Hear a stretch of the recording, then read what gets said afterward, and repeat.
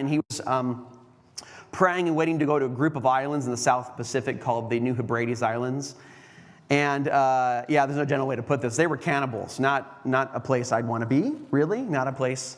It's like, no, I think I'll stay home and watch Netflix. But yeah, there was it's a cannibalistic island here, you know, and he decided through prayer to go there and to preach the gospel. And he was in danger pretty much constantly, as you would expect on an island full of cannibals.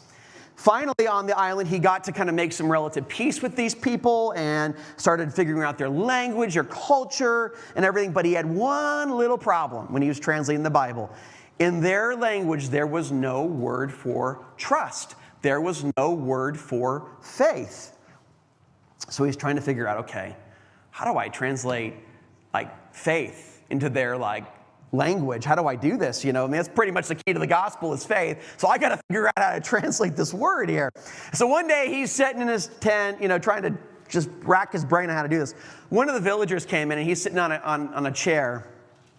And he sits back, I can't do it here, but he leans back on it with his feet up, you know, propped up, and he leans back in his chair and he asks the villager, he's like, what am I doing right now? Is he leaning back on this chair?